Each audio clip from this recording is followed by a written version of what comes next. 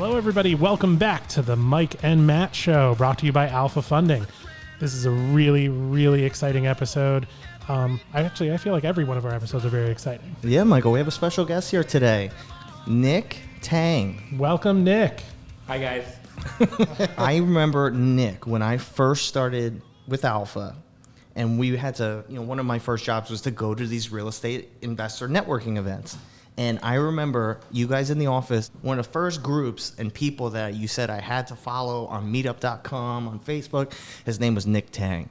Wow. And we have him here in studio today. I'm excited to take a deep dive. Hardest working man in real estate. Yeah. I don't know about that. I don't know how we got you here tonight. So Matt was saying that he had to follow you on Meetup. So I started a couple years before Matt, and when I started, and my job was also to go out to events, and it'd be like I'd walk into the office, and Dave, my boss at the time, our partner now, he used to be like, "Oh, you got an event tonight," and I'd be like, "Okay, where am I going?" Nick Tang, Philadelphia. I was like, oh, "Okay, I'll go to Philadelphia." I'd come in the next day. He's like, "Oh, you got an event tonight." I'm like, "Oh, where am I going?" He's like, "Oh, you're going to Hasbrook Heights." I'm like, "Okay, whose event is it?" "Oh, Nick Tang's." I'm like, "Oh, wait, okay." And then for like a week, I think you had an event like 4 nights in a row. I went to the Manhattan. I went to Philly. You're the hardest working man in real estate. I remember those days. Yeah. Yeah. From what you were just saying, you're back on the circuit. I am. Yeah. I don't know how I did it. So we got your serial networker. You're an entrepreneur. You're a visionary. You started all these programs, and you still find time 5 days a week to have events and to run your own business. So I think that's really what we want to learn a lot about. We want to understand you. We want to understand why you did this, why come into real estate, what excites you, especially now when a lot of people are having a hard time, and see if we can't pick like these really, really great gems out of your brain about where we've been, where we are, where we're going, and see if we insights from somebody who not just talks about it. That's what I love about you, Nick, is like you don't just talk about these things, like you do it. I was just at an event for yours a few months back, and you were talking about how you were shifting your strategy, different types of assets, and you're like, well, I'm buying these things. I'm not telling you to buy these things. I've already bought them. I'm learning how to do it, and I learned how to do it, and I want to share that with you. And I think that's a really, really interesting, I'm really excited for where this conversation goes. So, Nick, you started off at 27 investing in real estate. I saw you studied at Rutgers University. You studied finance. Your first deal in real estate, what was the impetus of it? Okay, so first deal, I was broke when I was in college. So I had a classmate that told me, hey, let's get into real estate. I'm like, okay, how much money you got? And he's like, I got no money. And I'm like, I got no money. And I'm like, how are we going to get into real estate with no money? And he's like, he introduced me to this concept called wholesaling. And I was like, what is wholesaling? And he's like, oh, we can go out there, find a seller that wants to sell really bad, lock up a deal with no money, do the contract a certain way. We'll get it, under contract, and then we can sell it and make money off of it. And I'm like, yeah, okay. I've seen a lot of late night infomercials that talk about something like this, and I didn't believe it was real. So I was a non-believer, but he was a classmate of mine, and so we had an assignment that we had to do, so I had to kind of get to know him over a period of time. And I used to race him with my ugly car, my ugly Saturn that I had, and he had his ugly car. He lived at his parents' house. I lived at my parents' house. And then within that period of 3 months, 6 months, his life changed. And when I saw his life change, he bought a brand new sports car. He moved to a luxury apartment. I asked him, what'd you do, dude? And he's like, I did exactly what I told you. I was wholesaling. And then after that, I became a believer. I saw it happen right in front of me. And I didn't see the actual transaction get done, but I saw someone's life changed within such a short period of time. So right after that, I went on home. I'm really into, I've been an entrepreneur all my life. I only went to college because I lost my money. So I went to college late. But once I saw this life-changing thing happen to my friend, I went 100% all in. I went to the bookstore, bought every book, or I would try to read books there because I didn't have money to buy every book. I went online, found a real estate club, asked them questions, and did exactly what they told me to do, and it worked. So can you remember the very first check from your very first deal? And if you're okay with it, can you share with us the number? Yeah. So the very first check was not a check. Okay. It was cash. Cash. It was cash, okay? And it was the craziest thing because it was $50,000 Whoa. in cash. And I got it in this like little lunch bag, right? It sounds like the craziest thing in the world, right? But I had this deal where I sold it to a family friend that's Asian. And Asian people, they all do business. They all have like nail shops or whatever kind of business that they do, restaurants. And they get a lot of cash saved up. And so it wasn't like illegal money in terms of like, you know, like drug business. It was just a cash business. And they were like, here. Like it was like handed to me like 5 stacks. You know, there's nothing safer than a paper bag full of money in your freezer. Yeah. Than a vault. Like, who needs a vault? Nobody's looking in your freezer for the dollars. Yeah, just make sure you don't bury it underground. But it was the crazy experience because I never had such a big sum of money just handed to me that way too, you know? So now the question that everyone wants to know, because we've all watched a lot of movies, was it was it a substantial, did it look as substantial as it sounds, or was it just like I had like a small stack? It was all hundreds, so it was like It's about this. I've seen a stack of 10,000. It's about 5 of these. It's probably this amount. A few inches. Yeah. A few inches thick. In hundreds. But it was crazy because I remember when I was like 12 or 13, and my uncle just got a job, and he was really excited. And his job, and he was like, I just got a job. You know, we've only been in America for like 5 years, and he's like, I got a $40,000 paying job. You know, and he was really excited. I was really excited for him because I didn't even understand what that was, but because he was excited, I was happy. And then, like, you know, 10 years later, I get paid what he's making in a year, but you know, so it was like, wow, and this is my first deal, you know, and I'm like, this is something. Like months before, I didn't believe it was real, and now I have this sum of money. So I have 2 questions. Yeah. Part 1, what was the first thing you bought with it, if you did buy anything? Yeah. Part 2, what was the next thing you did in your real estate guess career? you bought a car. I want to know the follow-up. What did you do as your next move from a real estate investment perspective? And then what was the first thing you bought? So I actually did wanted to buy a car, but I didn't. Okay, because I had a goal where like I wanted to make a certain amount before I bought a car. I've always been a car guy, but I'm not into tuning. I'm into like the art of a car, like the beauty of it.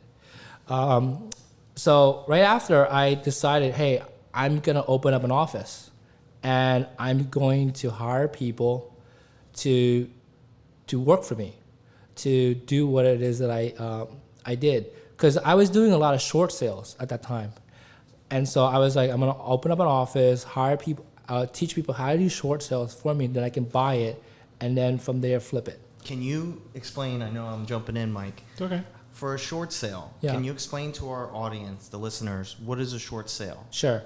So a short sale is it's a situation, or it's an opportunity where like the homeowner has a house, they owe more than what the house is worth. So like the example I had was the house was owed $350, okay, and in its current shape that was in, it was only worth, I would say, probably $150. And I got the approval on that short sale. I offered them initially like $80,000 because I didn't know what to offer them, so I just came up with a number. And then the bank agreed to sell it to me for $115. And so I had an approval for $115, and then I found a person that wanted to buy it for $50,000 more. And they bought it for $165. And then from there, I got my $50,000, and then they did whatever they did with it to make it worth $300 or whatever it was. So, you know, usually I wait a little longer to ask this question, but because your first deal were in it, it's very fresh. Like, how old were you when you did it? I was 27, 28. 27, 28. Yeah. And I want to ask you how old you are now, so don't worry about it. I'm 42 now. He's 42. Yeah. I wasn't going to ask. But now go back and imagine you now have an entire wealth of knowledge. Yeah. Go back to yourself at 27, 28. And that was a successful transaction. So this is going to be a tricky question to answer. What's the one thing you tell yourself from that, in that exact moment, you're about to go ahead and do this deal? What was the one thing you would tell yourself that you know now that you just wish, one thing, not all of the different things you now know about real estate, but if you had to tell yourself one thing, what would one thing be you would tell yourself in the beginning? It's like a shortcut question, right? And I would say the answer is whatever you think is not possible is not possible, but whatever you think is possible is possible. Meaning, if you believe it's not possible, you're not even going to make an effort to try to figure it out. And because of that, you're not going to figure it out. But if you believe that it is possible to do this, to make money with no money, to go buy an apartment building, to go fly to the moon or space, if you think it's possible, you're going to figure out a way to do it. I mean, and you live that, right? Your friend did it. You were like, oh, whatever. I'm not listening to you. I got a test next week. I'm not dealing with this. And you sat there and you said, it's not possible. I can't go invest in real estate. And then you did it. I think that's interesting because, we talk a lot about, Matt and I talk on the show a lot about real estate and the fact that it's the ultimate equalizer. Yeah. This business, no matter who you are, or what you've done, or what education you have, real estate is the only business I can truly think of that is the ultimate equalizer amongst people. You could have went to Harvard and either be great or terrible at real estate. You could have never got out of high school and be great or terrible at real estate. But I think that mindset's the important part, though. It's unlike other businesses where you need something else. Yeah. Right? This is the business where as long as you're like, listen, I know it's out there. People are doing it. So as long as I believe I can do it, I'm going to get it done. Yeah, it's all within us. It's us. It's a game of us. It's not a game of even real estate. It's us. Like if whatever you believe is possible, you can do it. As long as you make an effort to try to figure it out. Have you always been that way? I haven't. What was the evolution? Yeah. Your I mindset? appreciate that honesty, by the way, because I feel like a lot of people always say yes. Yeah, like I've I always I was been born this way. Oh, the person I am today, if you met me before I was even 27, is unrecognizable. You wouldn't recognize me. You would not recognize me walking right next to me. Like if an exact me. But for a lot of our listeners, I've been with Alpha for 7 years. Yeah. He's been with Alpha for 10 years. I'm a different person than I was 5 years ago. Yeah. Who was Nick? Yeah. Like in that early stage. So I grew up shy. Okay, I'm very shy. I'm autistic, so I have, I have a totally different reality of life before I was 27. Meaning, I was shy, antisocial. I was not confident. But I had a really unique reality of life. Meaning, kind of like the reason why kids that are autistic are shy is because what happens is they don't learn to communicate normally early with their voice. They do it with their hands, and because they do that, and then they communicate with other kids. Because my son is autistic, so I have a son. He's the exact copy of me, and when I found out he was autistic, I was like, okay, wait. So I overcame being autistic. At least I believe I did. And so when I found out he was autistic, I was like, okay, so what are his problems? And I saw that he was always using his hands to communicate. And then when he plays with other kids, they wouldn't use their voice, but he would use his hands. And because they don't understand him, he would eventually hit them. And so we had this issue with that happening over and over. And so I decided, you know what? I'm not going to separate him, because if I separate him, he will learn to be, in a way, shy, because he knows not to approach other kids, And so I decided I'm going to be on top of him and just make sure when he's about to hit or he looks like he's going to hit, I'm going to get involved to kind of calm him down. And we did that. And so me and my wife, we did that for a long time. And then eventually he starts talking. And now he doesn't stop talking because I never... but now he's also never afraid to approach anybody. Like he doesn't know the concept of like you shouldn't talk to strangers, okay? Because I was always there to watch him, you know. And he loves talking to people. He loves making friends. He's the social butterfly, and so he never experienced that shyness. And so what I'm trying to say is like, I had a lot of limited beliefs that was ingrained in me through how I was raised. And as I grew older, I realized that they were limited beliefs, and I decided to overcome it. So to decide to simply just decide that this is a self-limiting belief, that's one thing. Yeah. How do you recognize it? How did you recognize it? We're like a lot of the people that we talk to, they read some awesome books. I feel like $50,000 in a paper bag is pretty. Was that No, that was not it. That was not it. That was not it.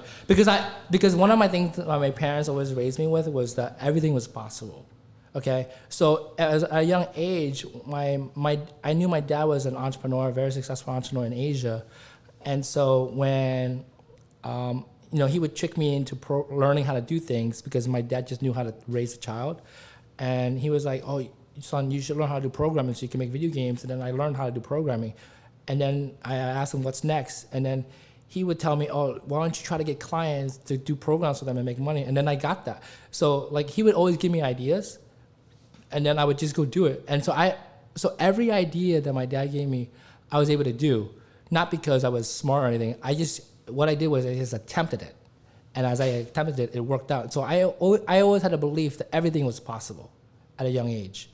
And so in terms of possibility, everything was possible. But for whatever reason, when I was introduced how to flip houses with no money, I thought that was impossible. And the reason why I thought that was impossible was because for a big period of my young age, I got into business, and it always required money. Because I used to throw parties, and I was a shy kid. I didn't have friends like how you're supposed to have to throw a party, but I knew what the chemistry was to make a good party. And because I knew what the chemistry was to making a good party, and I knew how to get the word out, the party was packed.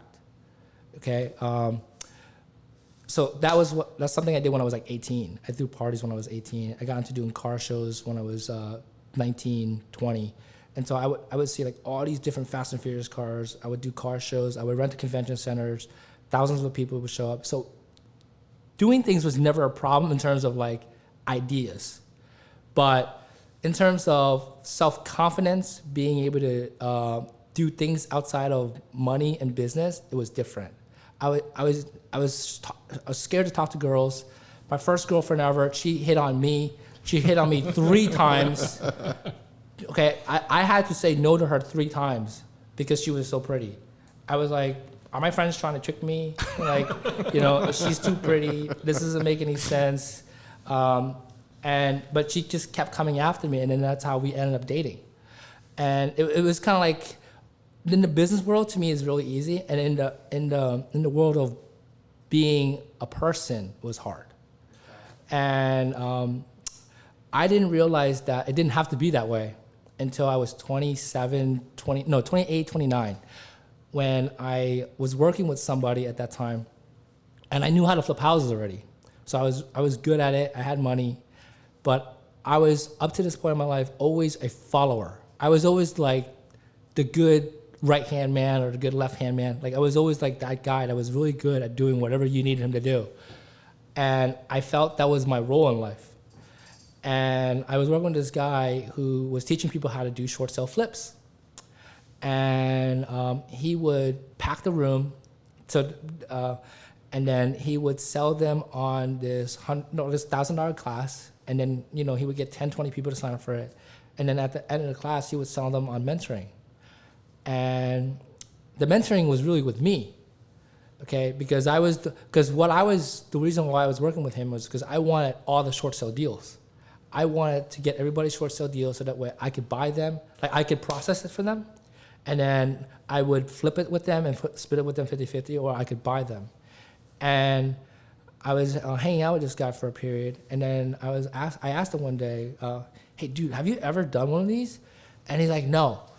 but I can figure it out if I really had to do it. And when he said that to me, I'm like, wait, you're charging people like $1,000 a person to come to this event, $10,000 mentoring, and I'm the one that's actually doing the mentoring, and you've never done any of this? And I didn't get paid any of the mentoring fees because my deal with him was that I could buy the house, okay? And I had a friend that was there. His name is VJ.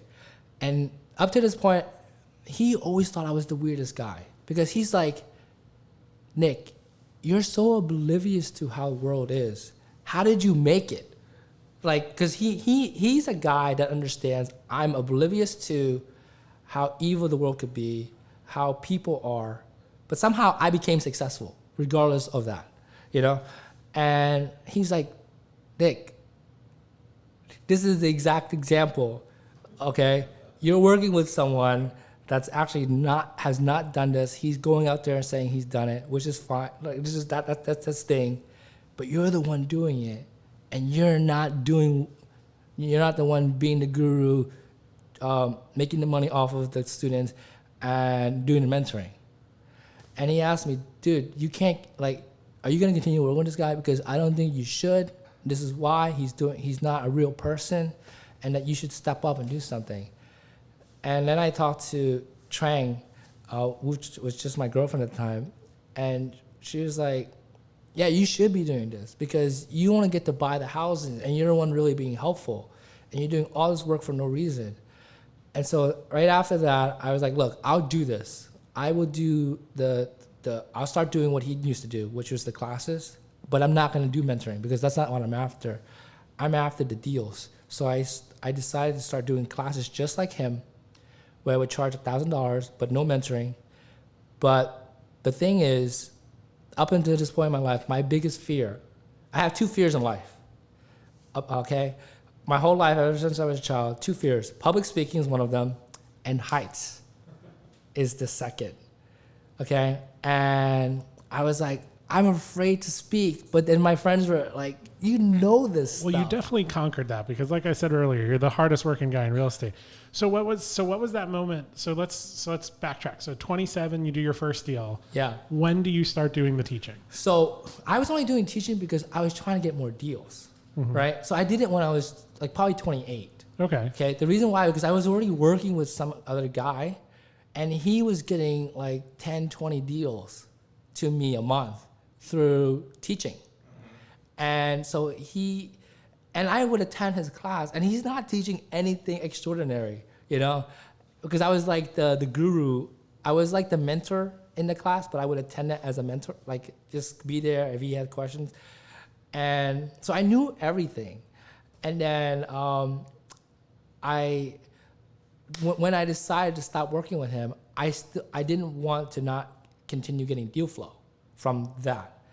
And so I decided I'm going to start public speaking, getting students doing exactly what he did. And I was so afraid of speaking that I used to drink because I'm not an alcoholic. I don't drink.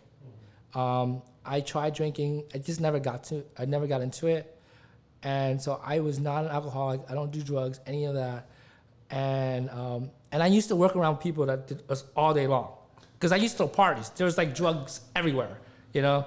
Like Tang, party liaison. Yeah, that's you don't understand. I used to work at Club Exit in New York City, which was like the big shot club in New York City. And like you go to the back room, there's like bulletproof walls. Like you would see it, right? And it's like these bulletproof glass walls everywhere.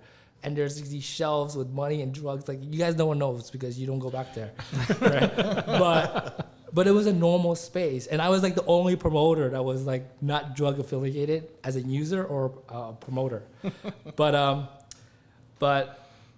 I started. I knew there was a drink that I didn't necessarily like, but it would get me buzzed really fast. What was it? It was Southern Comfort, like a shot, right? SoCo and lime? Yeah, so I would always take that before going on stage. And then it would calm me down. It would allow me to speak. And then I did it for like 6 months, 3 months, 6 months. And I would always do it as my first presentation. And then as time went by, I got comfortable. and I didn't have to drink anymore. So when did your networking group become the version of that it is today? When did you go from $1,000 a person to being $10 to being everywhere and having a sprawling network? Like what it's interesting because I look at what you're just saying to me. Like you're 27, you do your first deal. A year later, you're mentoring people, you're teaching them. You go off on your own, you're teaching on your own now, right? You're obviously still doing deals. You're telling me you're getting 10 deals a month that you're doing. What, so aside from the deal flow, because I know deal flow is important, but I don't think you would do everything, and I could be wrong, right? But I don't think you do everything that you're doing just because you want a deal flow. At some point, what clicked where you said, like you just said $10 a person, like what clicked where you said, I need to make this accessible. I need to do this often, and I need to make sure people learn what I'm doing. Like when did that like trigger in you, right? Like that very giving moment. So right after I got paid, I started my office. I had this office where I would hire people. And then, so deal flow was very important to me, not just because of the opportunity to make money, but I had to keep my employees busy, And so I had a back end what I was working on with, just keeping my employees busy. And on the front end, I was helping my friend do his training. But then after I realized what happened, I graduated to me doing the trainings now, and then me also handling deal flow with my staff on the back end. The problem that I saw as time went by working with staff, this is probably like a year, 2008 to 2009.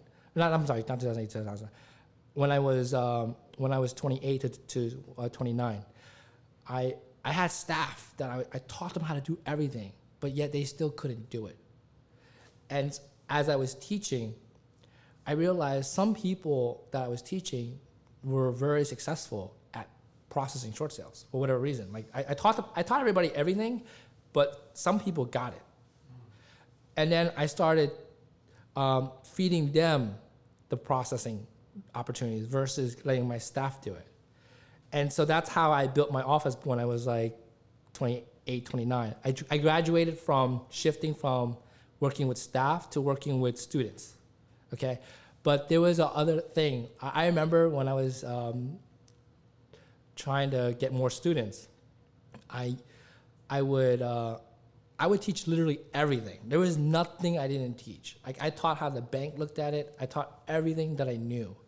And my parents I would send out emails, like the drip emails. Like I would say like, hey, I'm gonna teach you how to do this, how to do that.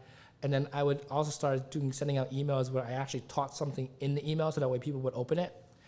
And my parents were like, wow, this is a really good tip. But they're like, you shouldn't share this. So there was a period when I was like holding back stuff. And I ran with that for like 6 months or a year, and it didn't work. And then after that period, I shifted to just sharing everything. And that's when I saw everything changed. What I saw was when you didn't care about how valuable the stuff that you know is, you will see how the world will work. Meaning it's valuable, but just share it. And if you share it, you'll see how many people actually use it. And you'll see that it's less than 5%. And then those 5%, you can work with them, right? And then the 95, you can work with them in a different capacity. And so ever since then, I was like, wait a minute, I should just share everything I know all the time. Like, and so that's when I started picking up steam as a teacher, promoter, or an educator, because I didn't hold anything back. And then what happened was I started trying to get more known, because you have to get known to get students. And so I started asking real estate clubs in New York, North Jersey, Central Jersey, South Jersey, and Philly to allow me to speak. And they were like, no, Nick, we can't let you speak because you're a local person. We can invite you for like little panels and stuff, but we don't allow people to sell their education. if they're local. We only want like national people. Isn't that crazy? Yeah. In a market in Philadelphia where you have intimate knowledge of what's going on, Yeah. they're saying you shouldn't speak on it. We want some national person who flies around from city to city. Who's never done a deal here. To teach us. Exactly. Right. And then what happened? And so I was at the club, Maria. I don't know if I should mention her name. As long as on a first name basis. Yeah. And the ex-president of the club was like a real good friend of mine. And I had a vendor table there, and people would sign up for my classes because they are hearing my name, they're hearing what I do. And then one day I got a call from the ex-president, who's a great friend of mine still to this day. He's like, Nick, I'm like, hey Frank, what's up? He's like, Nick, I got to kick you out as a vendor at the club. And I'm like, wait, why? And he's like, oh, it's because some people sign up for your class and the club didn't like that. And I'm like, wait, is it because they didn't get paid? I'm like, look, Frank, let me pay them. I have no problem giving you guys the cut of whatever students you thought signed up. And I have no problem doing this going forward for like ever, you know? And he's like, no, it's not that. They don't want people locals, selling education. And I'm like, okay, so you kicking me out? He's like, yeah. And I'm like, Frank, I told him straight up, Frank, you know I'm going to start my own club, right? He's like, yes, I know that. And that's why I did the call. And then he's like, whenever you start, let me know. I'm going to be the first member. Wow. Yeah, that's what he said. That's a move. A nice gesture. Yeah, and so literally a few months after, I started the club. Now, what year was that? Because you started when you were 27. You started doing the teaching. Now you're running these real estate networking clubs. How long have you been doing this for?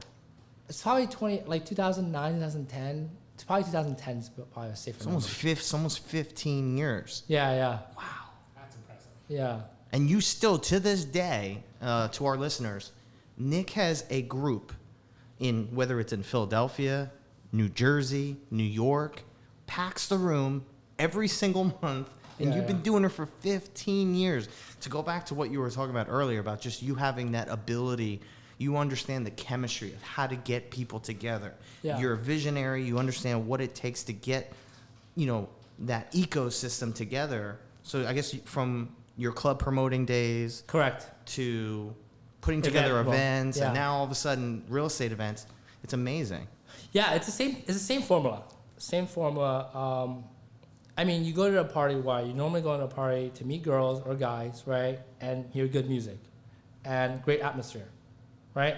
So if you're trying to draw out people and you don't know anybody in the beginning, you're going to have to figure out how to get girls to show up, right? And so my first party, I came up with a theme. I reached out to a modeling agency, right? Nice. Why not, right? Good move. I want to know where this goes. Yeah, I really want to know where this goes. And I'm like, hey, are you guys looking for models? They're like, yeah, we're always looking for models, right? Because they make money off of doing photo shoots and then selling opportunities of bookings and things like that, right? Mm-hmm.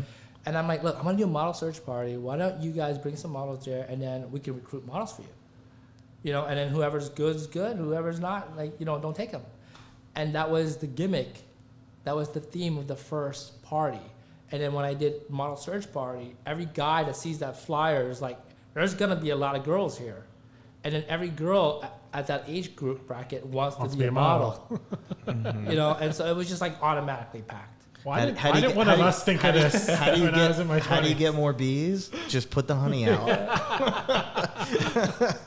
So that was the first party. And so as for the events, as for real estate education, the formula is the same way. People want to learn from locals that are doing it, and people want to learn from people that are really sharing. Right.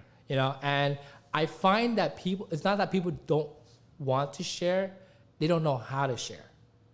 And so that's why I started graduating from because there was a period when I was doing individual speaking events, meaning I would invite one speaker to speak.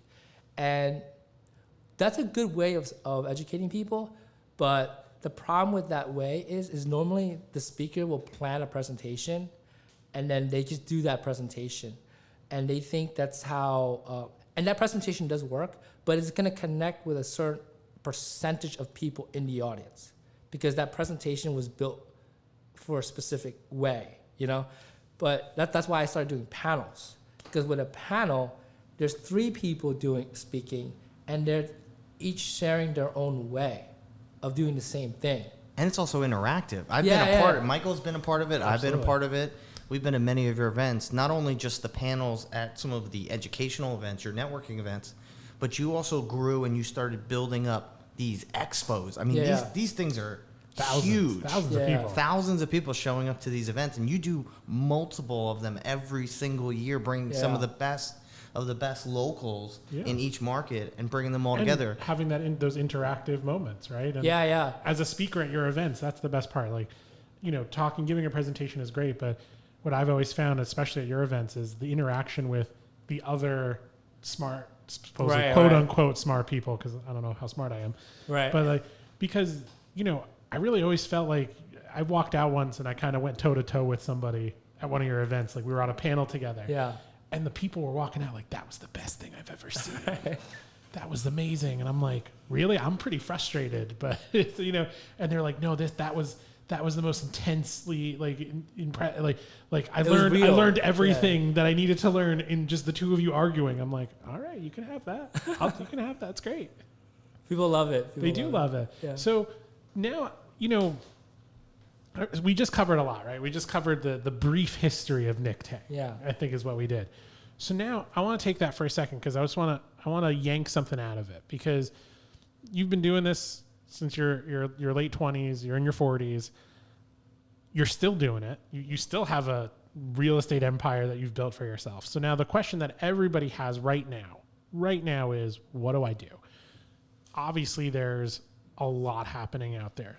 So in your opinion, you're still going strong. What are the things that you think people are missing? Where are the opportunity?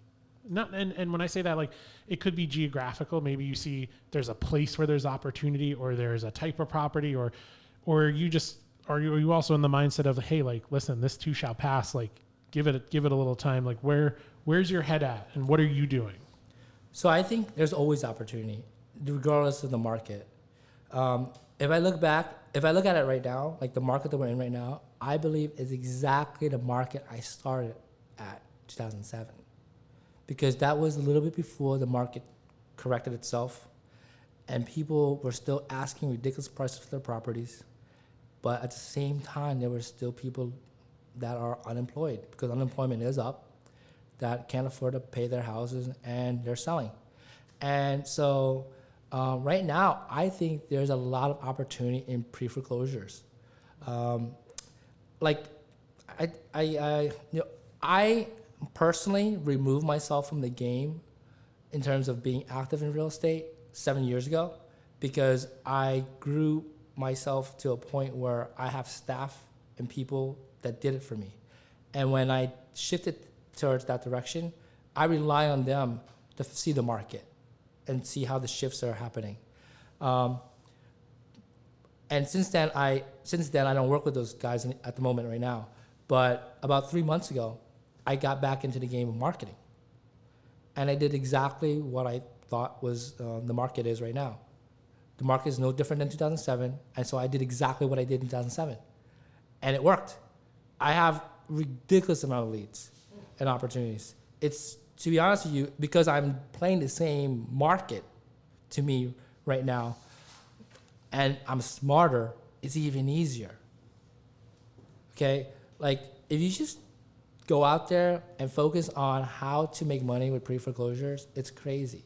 So that's what you're seeing right now. So are you seeing the pre-foreclosures just because foreclosures are taking a long time, or they're just starting to come online? The Both. Foreclosure Both. Okay. And they're also having a hard time going to the sheriff's sale. Mm-hmm. Right? Like, there's counties where they're taking longer than ever to go to sheriff's sales, or they're not even going to sheriff's sales at all for whatever reason. But there's a problem that does exist. And so I did a campaign specifically on properties that's about to go to sheriff's sale, and I did a campaign on properties that are where people are just getting their list pendants filing. And then I've also did a campaigns to landlords that are behind on payments. You know, they're all, so there's different people having different problems. And if you just understand like what's really going on, it's actually really easy to make money in it. So I think, if anything, if you're having a hard time, you're just looking at the wrong way of making money. Meaning, because the market shifts, it's like a wave, and how you ride a wave when it's up versus how it's down is different. And if you're trying to take opportunities on a down wave when the wave is up, it's harder to harvest those opportunities. Mm-hmm. So I've noticed how you've adapted. Yeah. And we went through a crazy time over the last couple of years, especially during COVID. And you actually were not just investing in real estate, but you're actually investing in cars. Yeah. So like I said, I removed myself from the business. What it means is, when I say I remove myself, what it means is like, I had no need to think about the business. And so I had a lot of free time. Mm-hmm. And a lot of the free time I could devote to my kids. But I've always been a car lover, because I wanted to become a car designer when I was younger. And I just gave up on that dream, because I fell into other passions. But deep down, I'm always a car lover. And I had a next door neighbor who was a tenant who I saw like flip 1 or 2 cars. And I was like, hey, do you flip cars? He's like, yeah, I do. And I'm like, so do you do it a lot? He's like, whenever I, see a good car, I buy it. And I'm like, what's the price point of the cars you flip? He's like, oh, I bought them for like $1,000, $2,000. I'm like, $1,000, $2,000? He's like, yeah. And I'm like, yo, how about this? I'll give you all the money you ever need to buy cars. If you run into cars that we can do this with, $1,000, $2,000, $5,000, it doesn't matter. Just talk to me. I'll give you the money and we can buy it, we can flip it. And he's like, okay. So literally like 24 hours later, he's like, I got a car. I'm like, how much you need? He's like, $2,000, right? I'm like, okay, here's $2,000. And I thought I was never gonna see that money again, right? But it was just $2,000. It was BS money. I was like, and he goes buys his car, and within, I would say, another like 24 to 48 hours, he sells the car for $2,000 more. And so I just made and then we split it. I gave him $1,000, I get $1,000, I got my $2,000 back. And I just made $1,000 doing literally no work. And we got it in like 2 days. So for the audience, because car flipping, home flipping, people can get a little confused. What would be an example? Like you said, you bought it for $2,000 and you sold it for $4,000. Yeah. So you have a net profit of $2,000. Yeah. Was there any improvements being done to the car? Was it just putting it in front of the right people? Let me tell you the business. I have car, I sell car, right? I'll tell you the business. It's so easy. Anybody can do this business. Okay? You can go on. So we did it on Facebook Marketplace. This is where I started with this business. We did it on Facebook Marketplace. I thought he was buying it from because he worked at a mechanic shop and that's what I thought he was. But no, he was like, no, look, I just go on like Facebook and he would make offers on like 100 cars. And someone's gonna say yes to a ridiculously low price, right? And then once they say yes, he just goes out there, make sure the car doesn't need any crazy amount of work. Because as much as he's a mechanic, he doesn't want to do any work if he doesn't have to. He can say, oh yeah, this car needs work because of this, we got to get it for cheaper. But he's not going to do the improvement. Because if we get it for the right price, we can just sell it to somebody else that actually wants to do the improvement. Right. And so we were just after the bottom of the barrel prices for these cars. And that's exactly what we did. We just did it on Facebook. It worked. We turned it from doing $2,000, for one car, doing $20,000 a month. So this is almost like a wholesaling model, like you're explaining. And no work. No work. You're just quickly, you're getting it, you're locking it up. Yeah. Still going to this day. Yeah. Still on the smaller end. So there's many games. Are you there's many games. Going full? Today, right now, there's more money in the small price car. Because people today, financing is crazy. Yeah, I wanted to talk to you about that because I just saw some stats this morning. How crazy the car market is right Yeah. now. 6%. If you want to finance a new car, you're paying 9.5% Yeah, for yeah. financing a new car. Nine now? If you're I saw now, it as 5.99 the other day. it was 9.5%. If you're looking for a used car, 13.7%. A average new car payment, $672. That's more than a hard No, money not loan. $672. I mix up the 6 and the 7. $762. Yeah. The average car payment. That's crazy. 13% is more than a hard money loan. I know. Yeah. Even I don't lend money Now, out of that. here's a question I have for I'm you. in the wrong business. I read, because I know some of your strategies, we went all the way back to the beginning, and you were talking about how just that light bulb went off in your head when you saw, I could do this. You went from not being able to thinking you could do this to doing this, of I can do this with little or no money. Yeah. And you're now you also do it with cars too. Yeah. Like I think you were helping out another investor. It was a Facebook message, and it was about how you can use credit cards at a very low interest rate. So I graduated from using my money to buying cars at the auction and more expensive cars. And so I have a guy I work with where we just flip like the really cheap cars. That's all he does. He's not computer savvy. He's just Facebook savvy. And that's all he does. Okay? And then I work with another friend of mine, and he's more savvy. He's a computer guy. And he's like, I don't want to go out and see cars. I just want to buy them from the auction. Right? And with auction cars, we can buy them with cash, or we can buy them with credit cards. Right? So where with normal individuals on Facebook, we got to go there and give them cash. But with auction cars, we would buy them with credit card or with cash. Now, would that be online? Online, yeah. It's online. on Manheim, there's different auction platforms, and we would bid on them. And we also bought cars that are brand new. Like I bought Teslas because there's a long waiting list for Teslas the last like 2 years. I would reserve like 5-10 of them. It's only $100, you know? And then when they come in, right, I see the price I can buy them for. They're like $47,000, but the market's like 60, you know? And so what we did was we didn't sell to the market. We're not into that business. What we did was we found other dealers that needed cars, because there was a period when dealers didn't have cars. Supply and Crazy. demand. And we just sold direct to the dealer. This is crazy. So the dealers were buying cars. That's why when you saw like those Corvettes that were like marked up even higher than MSRP, because the dealers themselves couldn't get the cars. It was us. We bought them, and then we resold it to them. The one thing I want investors, listeners, whoever to understand is just your ability to always see opportunity. You told me at a recent event, I think it was about last year, we were in the Philadelphia Marriott, and you were telling me about how you started to see that people became more popular, especially in the real estate space. Yeah. And you would just buy up these URLs. Yeah. These domains. And you knew that there was a point, just like with supply and demand, that there was going to be somebody who's going to want a specific domain. And I remember you telling me a really funny story. We're going to be having a guest on in a future episode who's actually associated with our next guest. Yeah. But I remember when you told me about that domain and you just gave it to him. It was John. Yeah. I still own a lot of people's domains. Yeah, I love John. I don't want to know what Nick owns in mind. Oh no. I even told John. I was like, John, why don't you own this name of yours? And he's like, I don't need it. Right?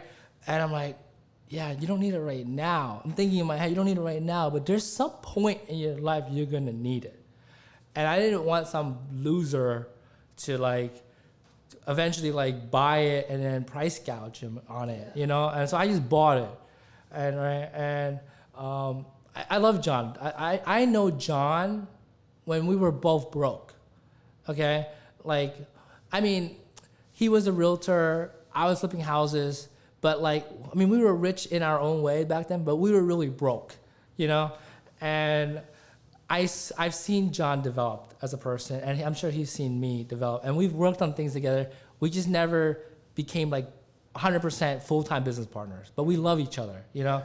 And so I just knew John was gonna become famous, because like, he's just a good speaker, you know? And he's doing everything right. It's just a matter of time he was gonna become famous. And so before I ever bought his name, I was like, John, why do you not own your domain? Why do you not own your name? And he's like, I don't need it, blah, blah, blah. I tell them.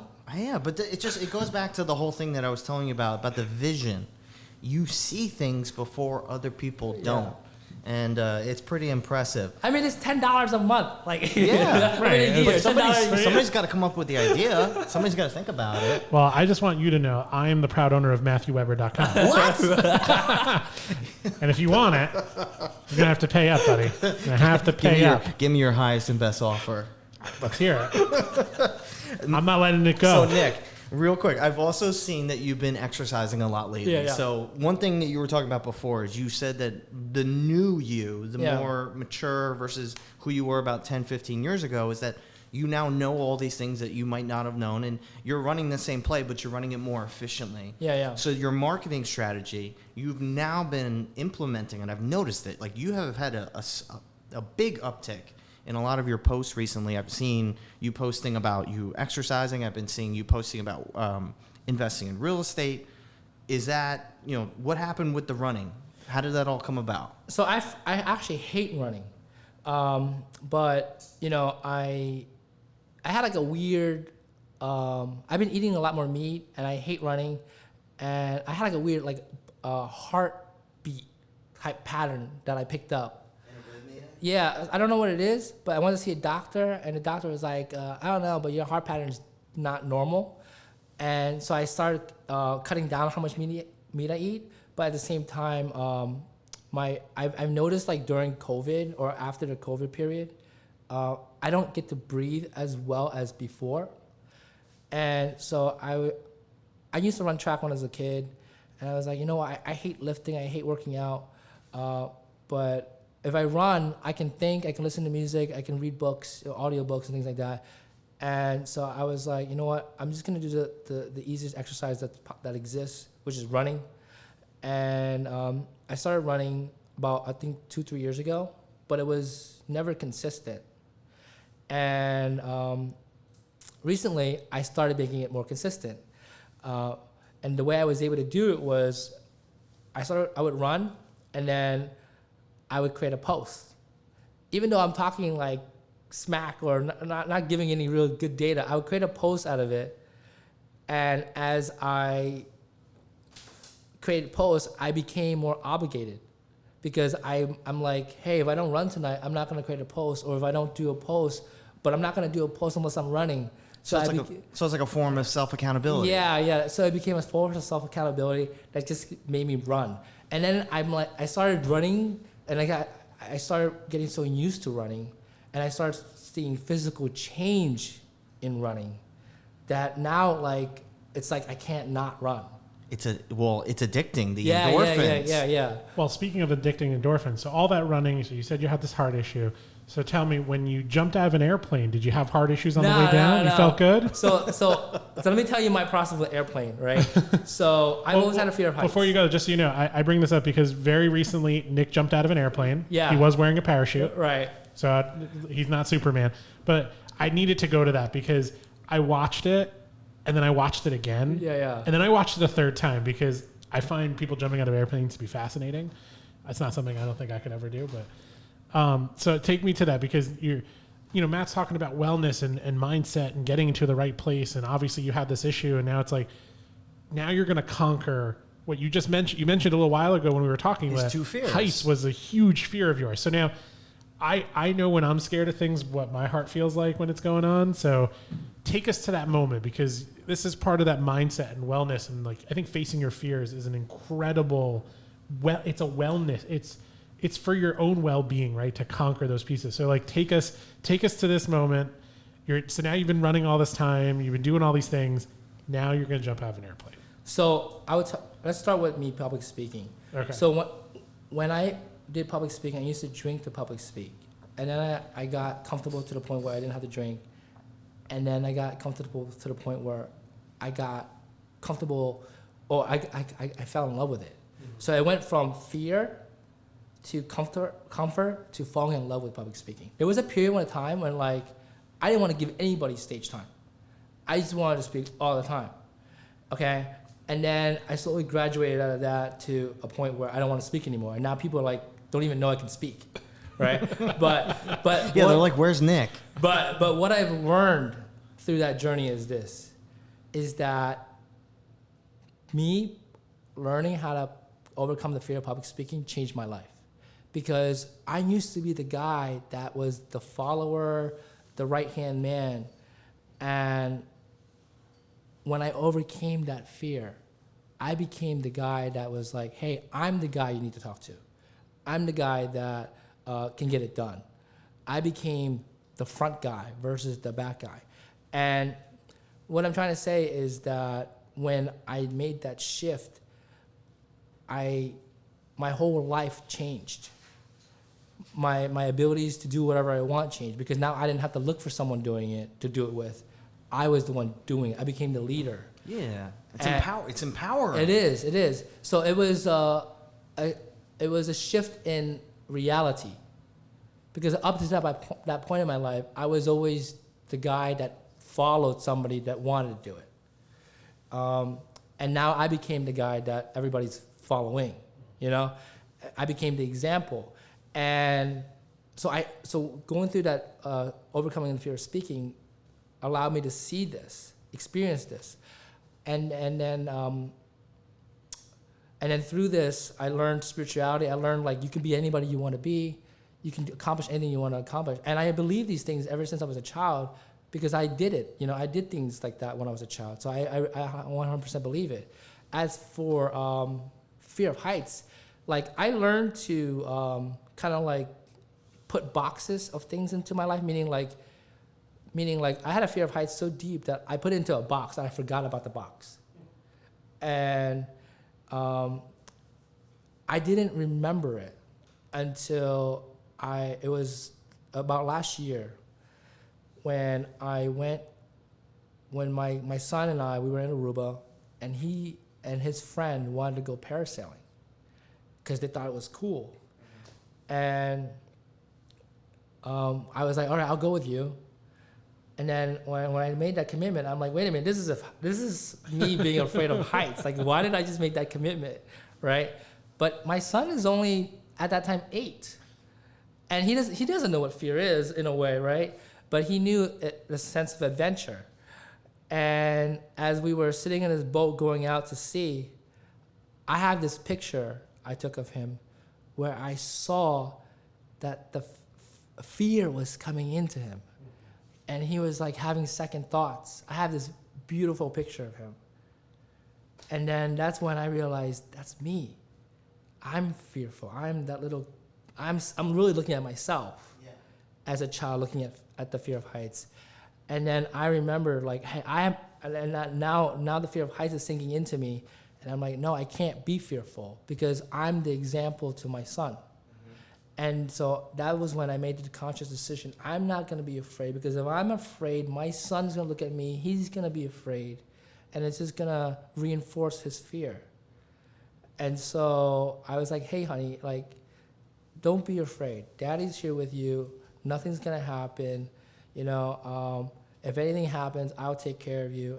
We're going to enjoy this. We're going to go up. And then I went up. This was last year. And after going through this, going up and down, it was the most amazing experience I ever had. And it wasn't like thousands, 10,000 feet. It was only like 150, 200 feet. But I realized it wasn't that scary. And this year, when we went to Aruba again, I did it again with him. That was like one of our things that we had to do. And this time he was like, yeah, this I want to do it. But this time, when we did it again, it was different. Because this time, we both weren't scared. And this time, I actually looked at the water, at the scenery. Meaning, like, I was looking back then, but I didn't really get to look.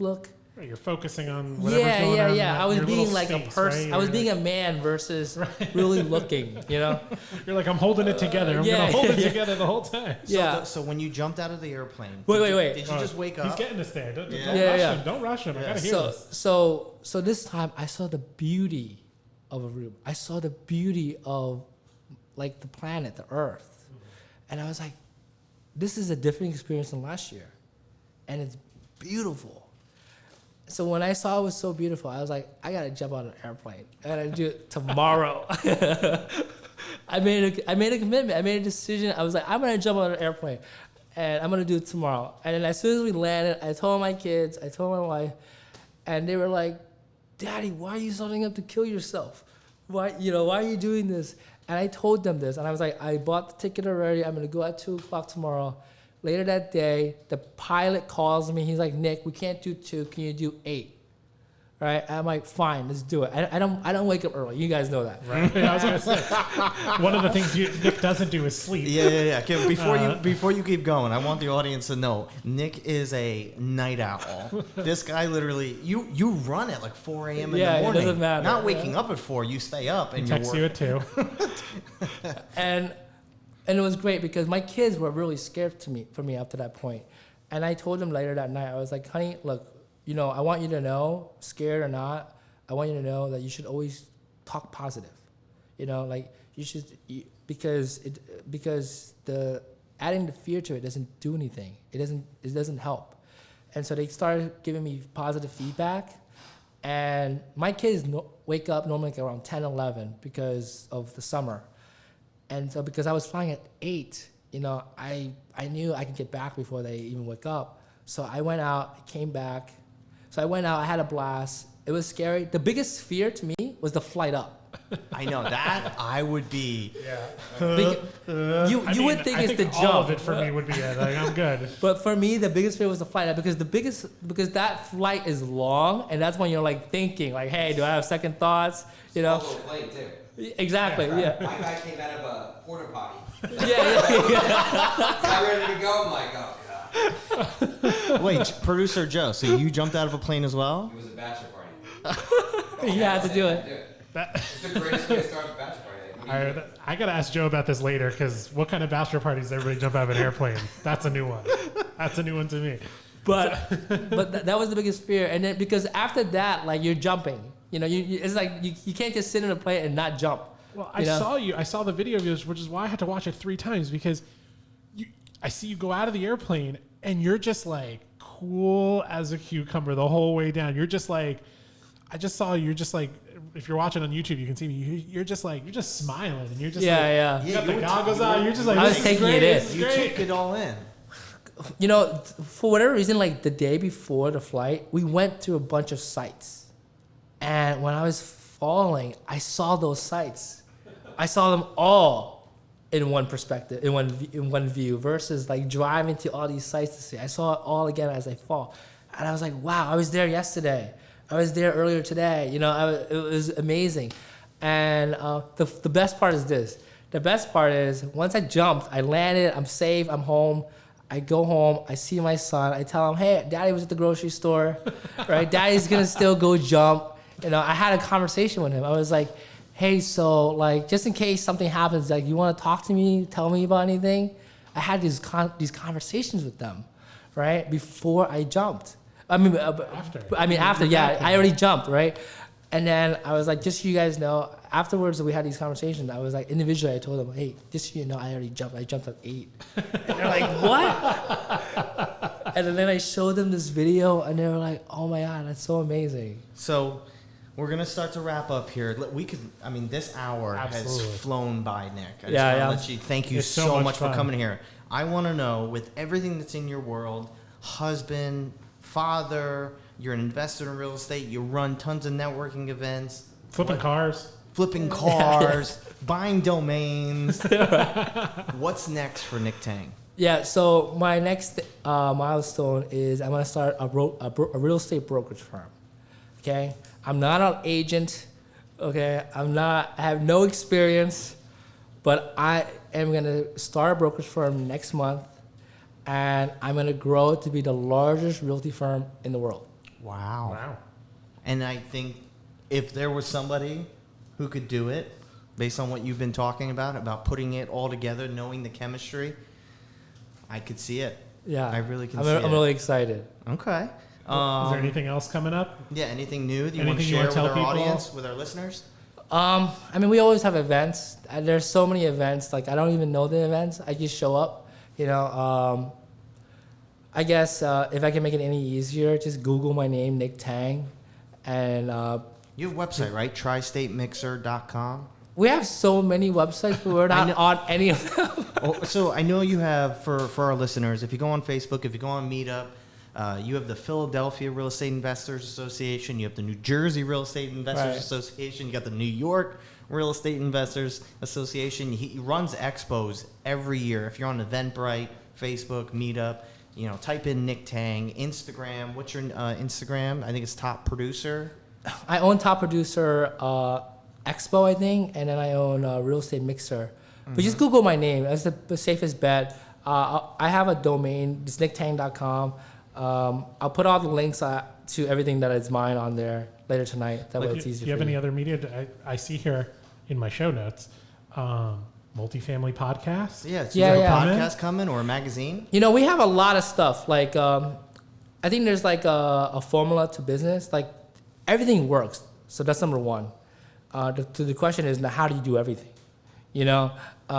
And so I'm working on creating a podcast where it's focused on multifamilies, but I just want to be the guy that promotes it. I don't want to necessarily be the person that's doing interviews. Mm-hmm. So if you're interested in doing interviews for the podcast or helping run a show on the podcast, reach out to me. I'm more than glad to help you get the word out and get exposure with it. Because that's what I love. I like making the noise, packing the event, packing the show, but I don't necessarily want to do the show. So if you are someone that has a talent with interviews or an art in doing interviews or interest in doing interviews, there's a lot of benefit to doing it, a lot more than actually packing it. Mm-hmm. And I have no problem giving you those benefits. That's awesome. Nick, I want to thank you so much. This was a really, really fun time. Absolutely. And everybody, he just gave you the information how to follow him. He's done a lot. And I feel like there's so much more coming. You gotta watch whatever Nick's doing next. Yeah. Thank you, Nick. It's gonna be something you didn't think of. And you're gonna see me grow this realty firm without being an agent. We're gonna have you on next year. Absolutely. You're gonna love it. We're gonna have you on next year, and I want to hear how big it is. Absolutely. I'm gonna try to do at least 100 to 500 agents by the end of the year. Wow. All right. All right, Nick. Great. Thank you, Nick. Thanks so much. Everyone have a wonderful day for another episode of the Mike and Matt Show. Yep.